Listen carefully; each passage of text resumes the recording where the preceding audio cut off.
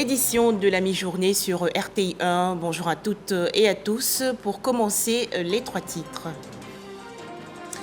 Patrick Hachi, aujourd'hui face à la presse nationale et internationale, le Premier ministre ivoirien fait un bilan de l'action gouvernementale et se prononce sur les points essentiels liés à la vie de la nation. Les entretiens se déroulent à l'auditorium de la primature dans la commune du Plateau. Toujours en Côte d'Ivoire, 6 forages hydrauliques construits à Fronan, dans la région nord-est, par le Bénet. Des infrastructures inaugurées récemment par Jean-Claude Kouassi, le ministre-gouverneur du district autonome de la vallée du Bandama.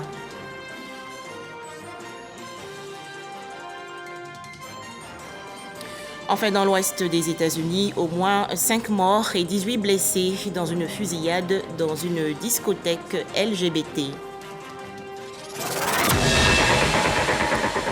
En Côte d'Ivoire, la deuxième édition des Journées portes ouvertes des institutions de la République, événement présidé aujourd'hui dans la commune de Cocody par le vice-président de la République, Timoko Méliette Koné. Thème retenu pour 2022, cohésion sociale et unité nationale, la contribution des institutions de la République. Nous allons revenir largement sur ce sujet dans nos prochaines éditions. Dans l'actualité également, le Premier ministre ivoirien Patrick Hachi, aujourd'hui face à la presse nationale et internationale, deuxième exercice du genre après celui du 8 novembre 2021. Les échanges avec les journalistes se déroulent à l'auditorium de la primature dans la commune du Plateau. Toujours en Côte d'Ivoire, 6 forages hydrauliques construits à Fronan, dans la région nord-est du pays, par le Bureau national d'études techniques et de développement, le Bénet. Ces infrastructures ont donc été inaugurées il y a quelques jours par Jean-Claude Kouassi, le ministre-gouverneur du district autonome de la vallée du Bandama. Les précisions de Boubacar Silla et Soro Corona de RTI Bouaké. L'approvisionnement des populations en eau potable, une réelle préoccupation à Fronan, région du Hambol. Bien que desservis en eau par la Société de distribution d'eau du Côte d'Ivoire, plusieurs ménages de la commune et des villages environnants manquent d'eau. La plupart des forages d'eau réalisés dans la localité sont hors d'usage. Si on venait de se coucher pour attendre l'eau là, si tu n'es pas 1 heure, 2 heures là, 6 heures, 5 heures, 3 heures, 6 heures, 7 heures, 8 heures là, tu n'as pas à avoir l'eau. Un cri du cœur bien perçu par le directeur général du Bénet, Bureau national d'études techniques et de développement. Kinapara Koulibaly, fils et cadre de Fronan, offre ainsi 6 forages d'eau potable. Ces ouvrages hydrauliques permettront de répondre aux besoins de consommation quotidienne des 32 000 habitants en eau potable. Grâce à ces forages, nos filles, nos femmes n'auront plus à se lever tôt le matin pour aller puiser encore plus loin de l'eau qui n'est pas toujours potable. Au nom des populations, le maire de Fronan exprime sa reconnaissance aux donateurs. J'invite tous les cadres de Fronan pour que nos populations puissent bénéficier de beaucoup de choses afin d'améliorer leurs conditions de vie.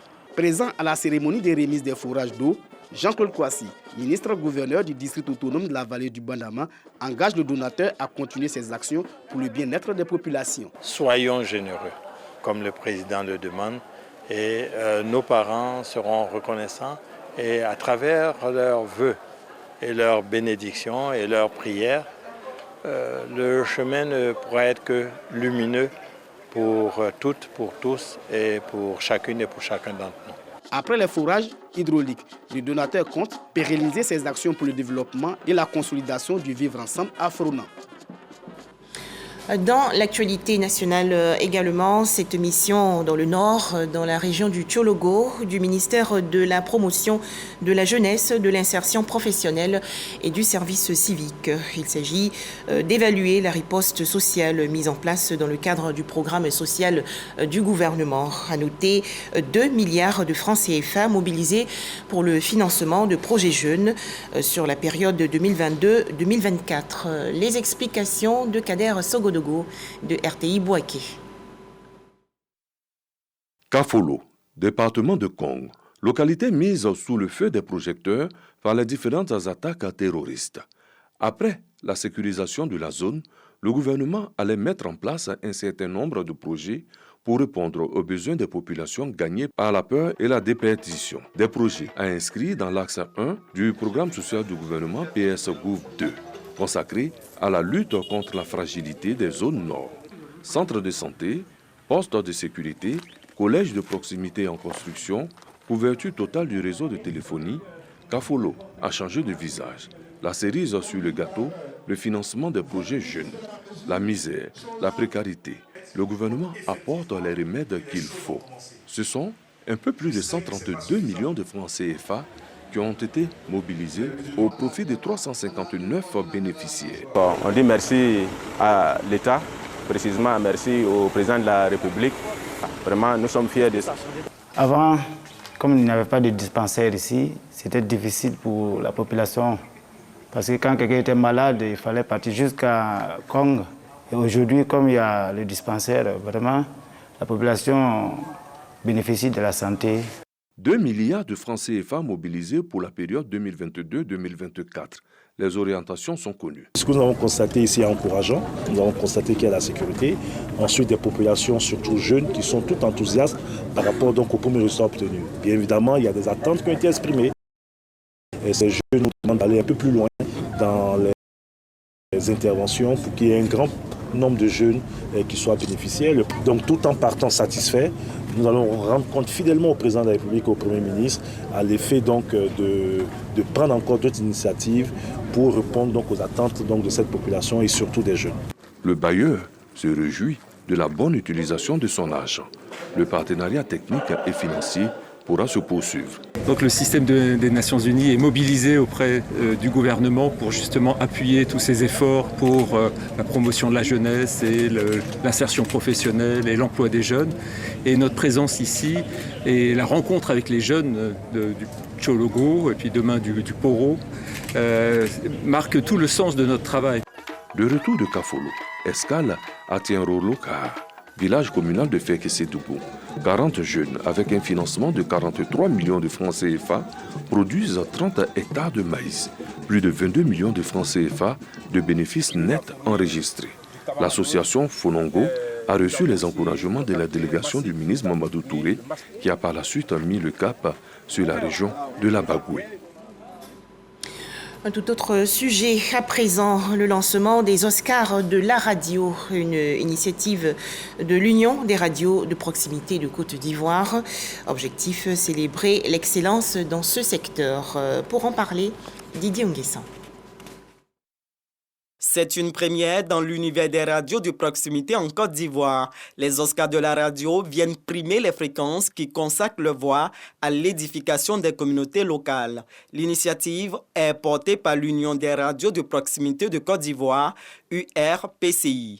Pour cette première édition des Oscars de la radio, 2 grands lauriers seront décernés, notamment le prix de la meilleure radio de proximité et celui de la meilleure production radio.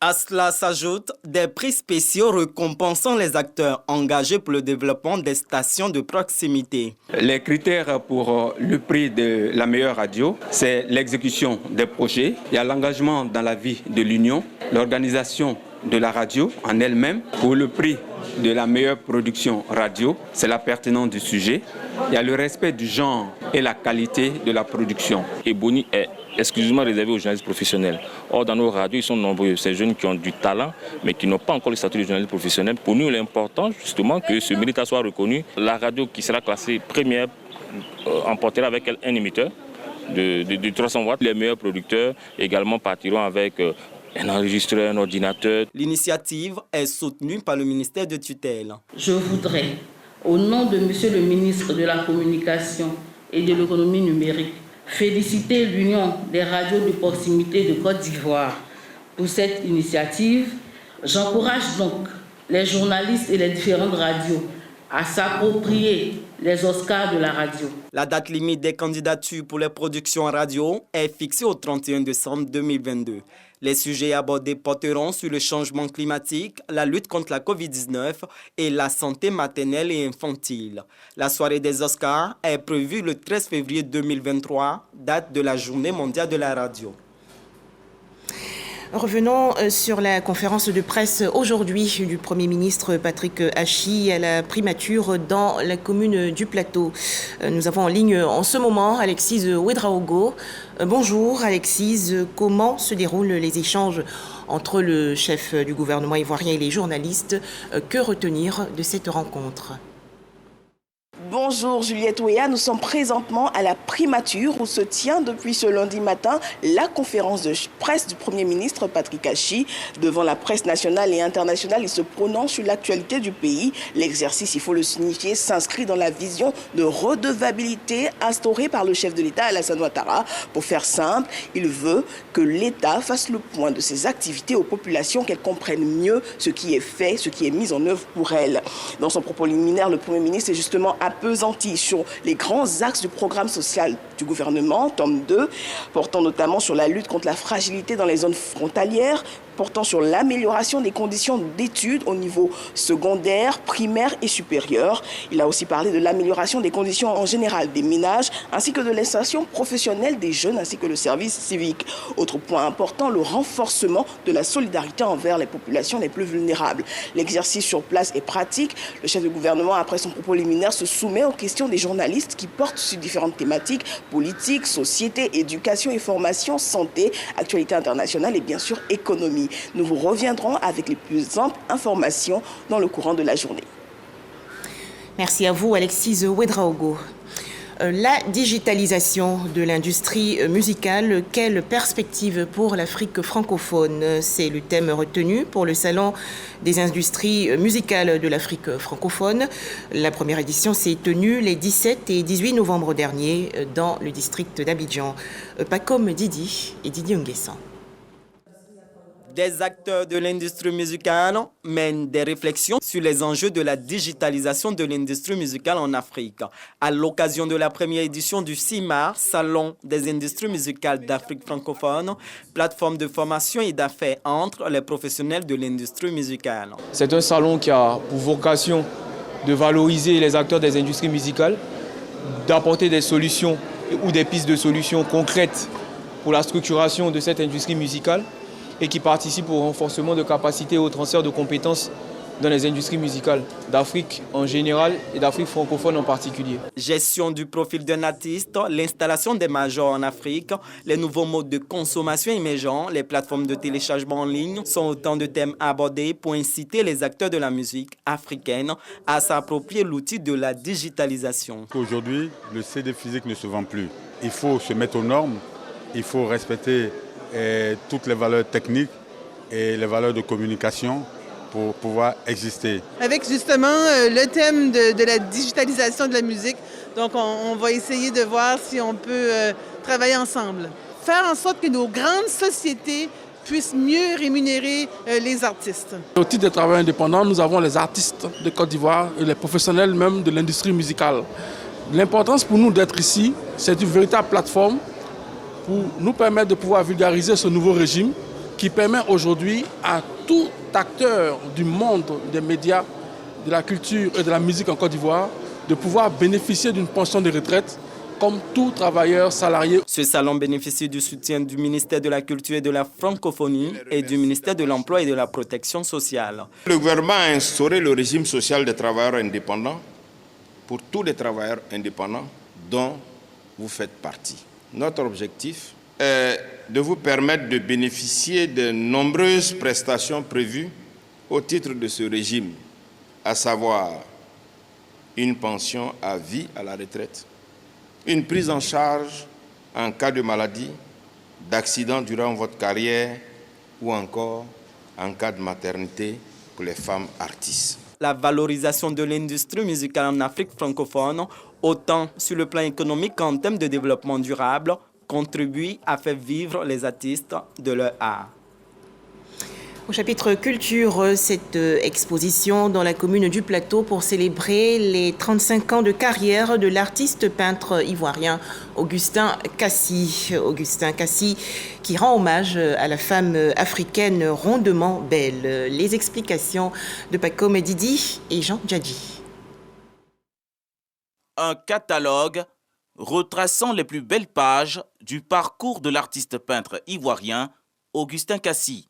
À Oulaba, à Pouchou ou encore Rond de Montbel, tels sont les dénominateurs populaires dédiés au concept d'art naïf d'Augustin Kassi, artiste de renommée internationale qui depuis maintenant 35 ans magnifie la femme africaine à travers ses œuvres si caractéristiques. J'ai fait le bilan des 10 ans, j'ai fait le bilan des 20 ans et cette fois-ci j'ai décidé de faire le bilan des 35 ans. Il est positif, beaucoup de grands moments. J'ai été chevalier dans l'ordre du mérite culturel depuis 2017. Ce sont des passionnés, amateurs et professionnels de l'art scriptural qui sont venus en grand nombre et de divers horizons, séduits par les œuvres d'Augustin Kassi. Les formes généreuses de ces sujets tous féminins ne laissent guère indifférents. L'artiste met en valeur la douceur, la souplesse, la générosité de forme, les rondeurs de la femme africaine, considérées dans nos cultures comme étant d'indéniables canons de beauté. Augustin, on le voit, a évolué beaucoup dans son travail, dans la façon, et même les dernières toiles là qui sont absolument merveilleuses. Qui tire un peu vers l'abstrait. C'est un peintre qui compte, c'est la figure de la femme qui est dominante, mais il a fait des œuvres qui ne sont pas seulement colorées, mais il a fait aussi des œuvres en gris, en noir, pour montrer que c'est vraiment un peintre qui peut s'offrir toutes les subtilités qu'il désire. Invitée de marque de cette célébration, Françoise remarque, ne tarit pas d'éloges à l'égard de l'artiste. La qualité, la profondeur de ses œuvres et son souci de transmission de son savoir-faire à la jeunesse interpelle la ministre de la Culture et de la Francophonie. 35 ans de résilience, mais aussi ces 35 ans de notoriété à travers ce que Augustin Kassi représente pour la Côte d'Ivoire, pour notre nation, puisque son travail aujourd'hui est reconnu à travers le monde. Prix d'excellence 2021 dans la catégorie cinéma et arts visuels, le talent de Augustin Kassi a été reconnu par l'État de Côte d'Ivoire pour, entre autres, le partage de son savoir-faire avec la jeunesse. Un artiste d'expérience et de renom qui honore la Côte d'Ivoire à travers une carrière qui n'a pas encore fini de livrer tous ses secrets. Toujours au chapitre culture, Annick Afi, 24 ans, désormais Miss Nzassa 2022. La finale de ce concours de beauté s'est déroulée récemment au Palais de la Culture dans la commune de Trècheville. Le concours Miss Nzassa veut valoriser la culture africaine, en l'occurrence la langue maternelle. Walter Amadou. Annick Afi Aya, détenue Annie, âgée de 24 ans, est étudiante en communication. Originaire de la ville de Bongouanou, c'est la nouvelle reine de beauté de Nzassa Afrique 2022. Ce concours de beauté fait la promotion des langues maternelles.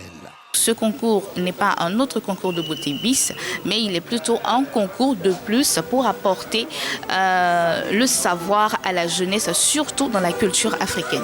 Cette soirée, autant couleur, enregistre la participation d'environ 20 candidates venues des différentes régions de la Côte d'Ivoire, également de certains pays voisins tels que le Burkina Faso. Chacune s'exprimait dans la langue de sa localité d'origine et défilait avec des vêtements traditionnels dédiés.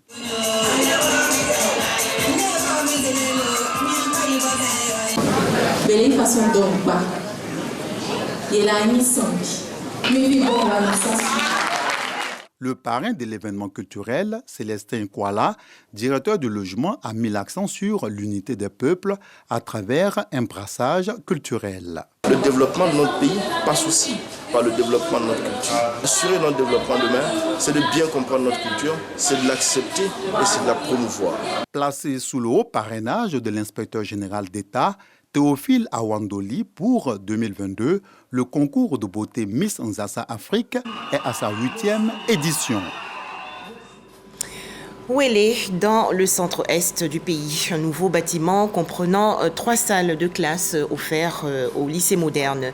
C'est un don de l'amicale des anciens élèves de cet établissement scolaire. Cette infrastructure a été inaugurée récemment en présence des autorités administratives, politiques et coutumières de la région de Lifou. Pour en parler, Soro Corona de RTI Bouaké. Le manque de salles de classe est un constat fait un peu partout dans les lycées et collèges du pays. Cette situation a pour conséquence effectifs pléthoriques. et mauvais résultats scolaires. Le lycée moderne Adrien Kwasi Toula de Woulé n'est pas en reste des difficiles conditions d'apprentissage.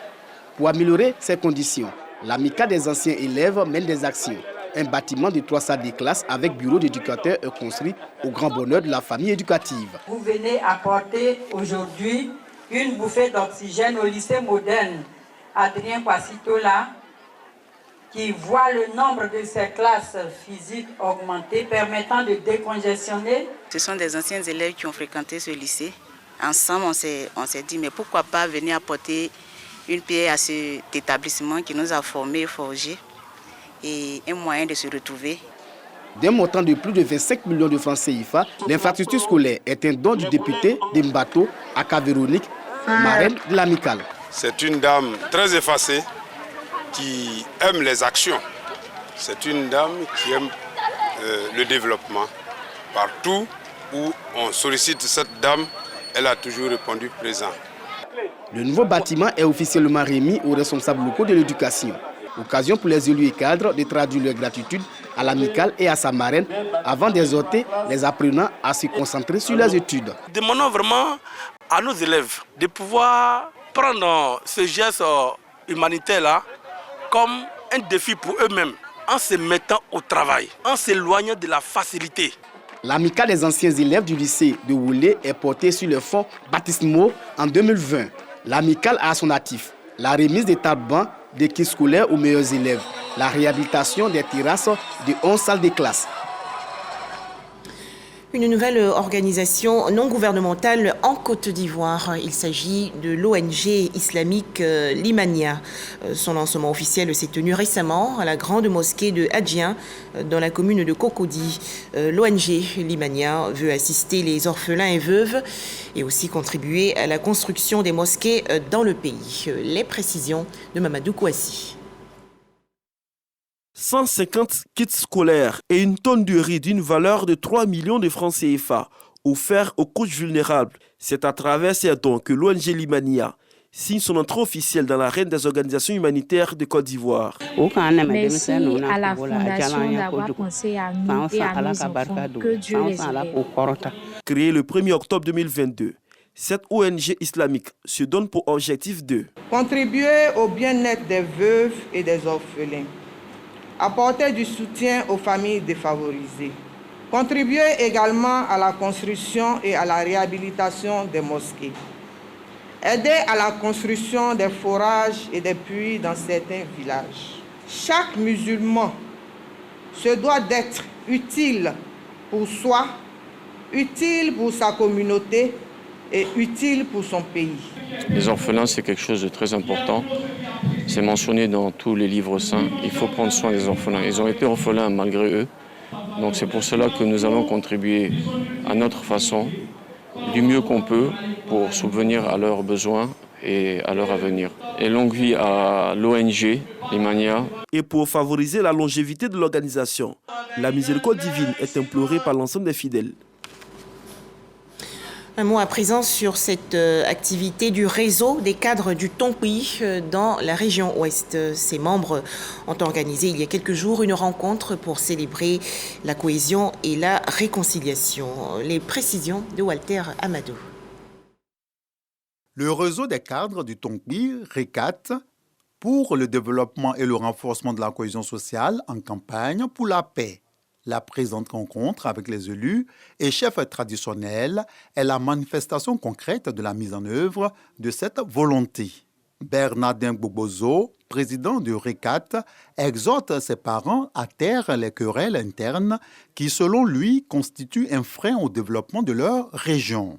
Il prône l'union et la solidarité afin de permettre au Grand Ouest de bénéficier des chantiers entamés par le président de la République, Alassane Ouattara, pour le bien-être des populations ivoiriennes.